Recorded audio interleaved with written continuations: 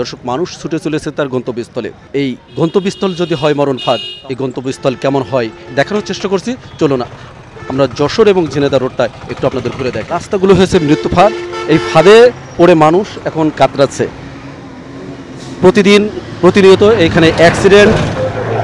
আমরা এই রাস্তাটা ঝিনাইদহ থেকে যশোর এবং যশোর থেকে ঝিনাইদহ পর্যন্ত আপনাদের দেখানোর চেষ্টা করব। তো চলুন আমাদের সাথে। 4 বছর পার, অথচ এখন নেই দৃশ্যমান কোনো উন্নয়ন। ঝিনাইদহ যশোর মহাসড়ক 6 লেন উন্নয়ন প্রকল্প এখন যেন মৃত্যুর ফাঁদ। 2020 সালের নভেম্বর একনেকের সভায় অনুমোদন পায় 4187 কোটি টাকার প্রকল্প। 48 কিলোমিটার এই সড়কে থাকবে উড়াল সড়ক, 4টি বড় সেতু, 55টি কালভার্ট এবং একটি আন্ডারপাস।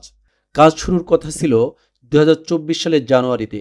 আজ 25 সালের শেষ দিক, তবু নেই দৃশ্যমান কোনো অগ্রগতি।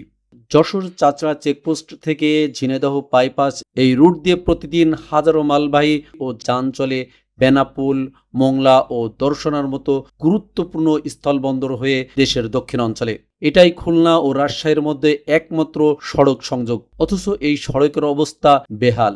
নড়াইল, মাগুরা, কুষ্টিয়ার মতো জেলাগুলোর সঙ্গে মূল সংযোগ এই সড়ক, কিন্তু এমন ভাঙা রাস্তায় ব্যবসা বাণিজ্যে বিরাট নেতিবাচক প্রভাব পড়ছে। সড়কের দুই পাশে গাছ অপসারণ, সীমানা নির্ধারণ আর ঠিকাদার নিয়োগেই লেগে গেছে 3 বছর। মূল কাজ এখনও মাটির নিচে, দৃশ্যমান কিছুই নেই। প্রকল্প ব্যবস্থাপক বলছেন আগামী 1 বছর থেকে 1.5 বছরের মধ্যে দৃশ্যমান অগ্রগতি হবে।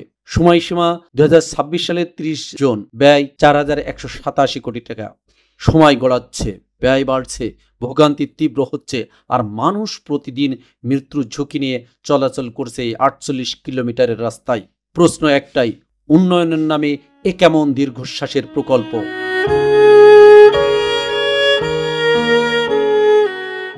দর্শক, আজ এই পর্যন্তই।